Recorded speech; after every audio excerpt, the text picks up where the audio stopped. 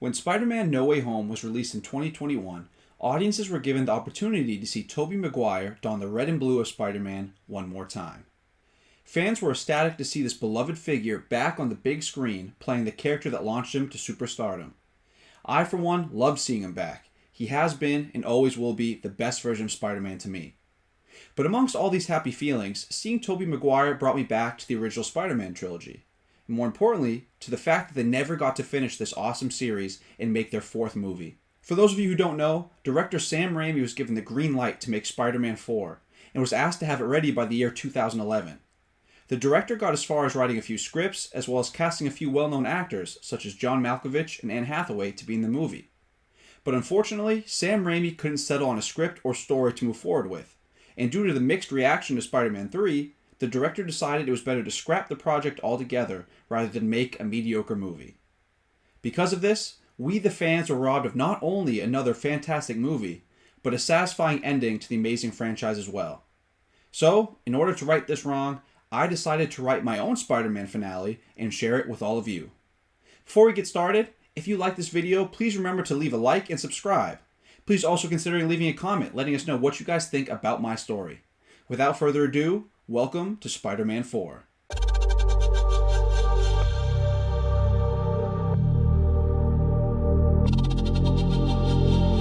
When thinking about how I wanted to write this movie, I set two rules for myself. The first, I wanted to make a movie that took place right after the events of Spider-Man 3. So that means no multiverse or crossover storylines like we see today.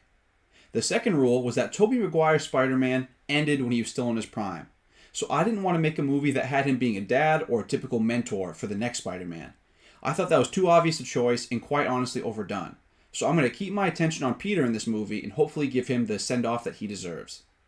So this movie kicks off, and it's been a rough 3 months for Peter since Harry had passed.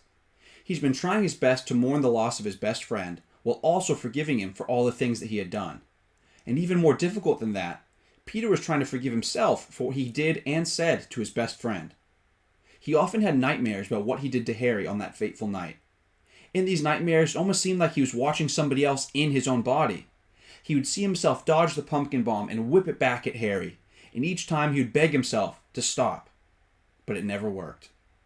Every night he would watch his best friend have half of his face blown off, and then he would wake and realize that that same friend would eventually give his own life to save his. Peter had a lot of things yet to make up for, outside of what he even did to Harry. When he was bonded with the symbiote, he did and said horrible things.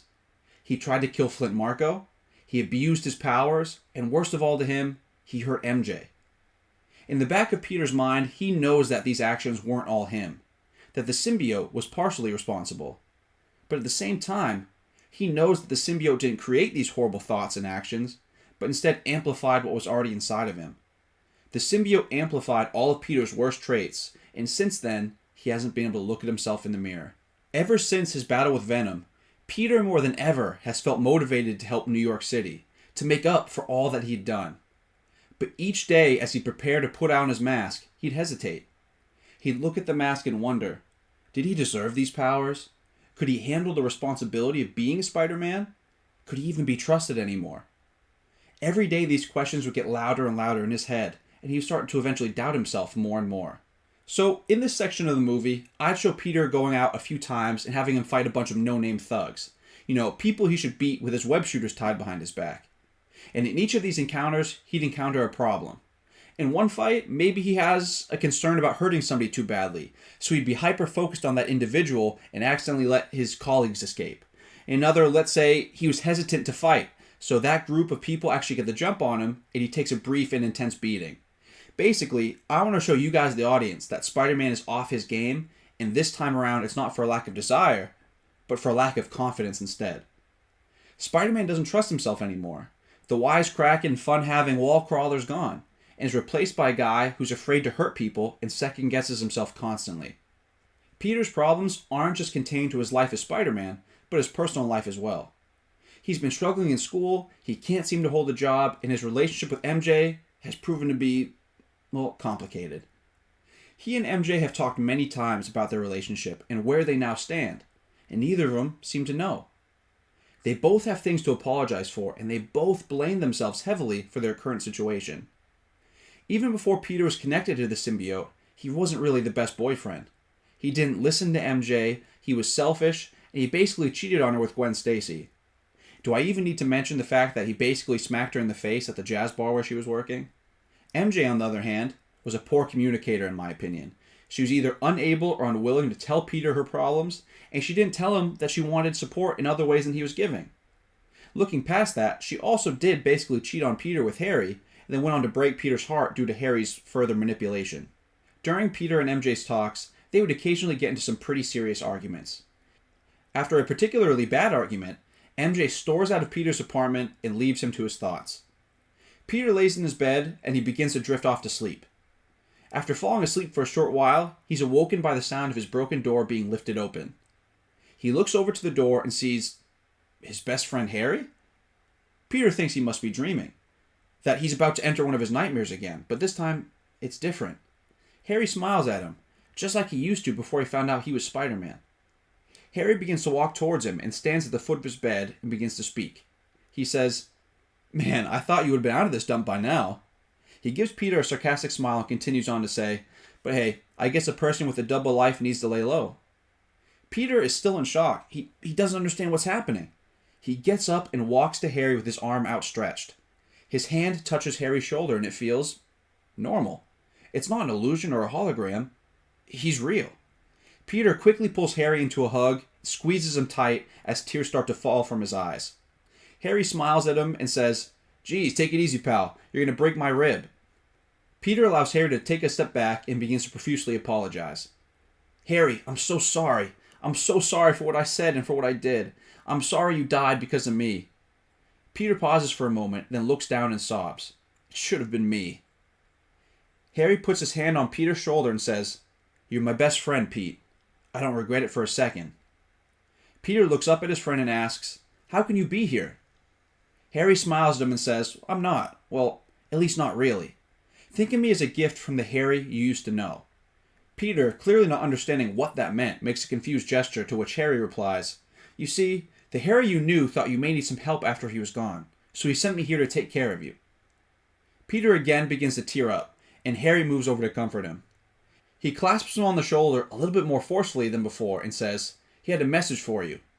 He leans in and whispers, "This is from my father." Suddenly, Peter hears a loud bang and feels an intense pain in his abdomen. He looks down and sees Harry is holding a pistol and that he had just shot him in the stomach.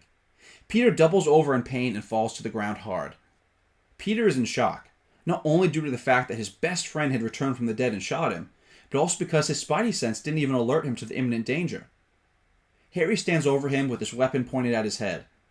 Peter shoots webs at whoever this imposter is and temporarily blinds him. As the man is clutching at his face, trying to pry the webs off of his eyes, he begins to blindly fire his weapon. Peter narrowly manages to dodge the bullets and begins making his way towards the door. As he moves, the imposter freezes and cocks his head to the side, as if listening intently. As one of the old boards beneath Peter's feet begins to creak, the imposter turns and fires and nearly hits Peter.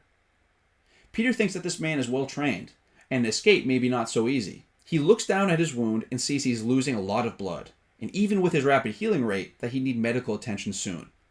Peter decides that he needs to act fast. He quickly closes the distance between him and his assailant and manages to land a few good strikes, and then knocks the gun out of the imposter's hands.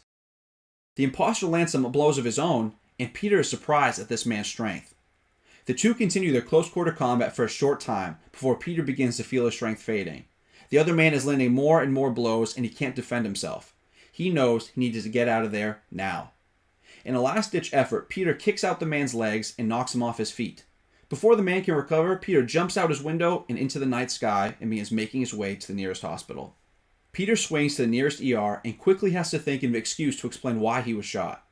He goes in and decides to tell the receptionist that a man in a mask had shot him while he was walking down the street. The receptionist puts him on a stretcher and rushes him back to the operating room. The doctors work on Peter for a couple hours, but successfully remove the bullet from his abdomen and then place him into a room to recover. The medication Peter was on made him feel great. Almost too great. It's the first time he's felt relaxed and rested in months. He feels happy and carefree again. His muscles are so relaxed it feels like he's sinking into the bed and he can't move them an inch. He lays there comfortably for a few minutes until he hears a knock on the door. After a brief pause, a young nurse steps into the room and flashes Peter a big smile. She walks over to his vitals monitor and studies his stats.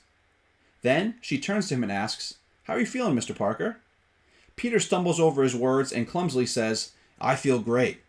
The medication is clearly working on him, and the nurse smiles at him again. She then says, "I'm glad to hear it. I knew those extra doses would do the trick." This set off warning signals in his brain, but his thoughts were so foggy he couldn't figure out why. The nurse then walked to the other side of the bed and placed a small vial filled with green liquid on his nightstand. She then took out a syringe and filled it with that liquid.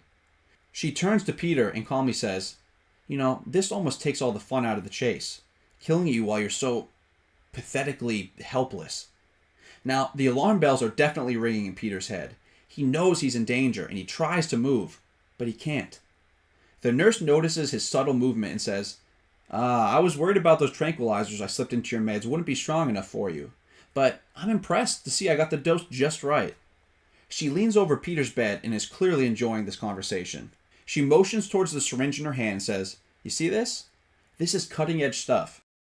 When injected, it forms an artificial blood clot that seeks out your major arteries, leading to heart attack, then death. So basically, you die, and all the people say it was a surgery gone bad, no questions asked.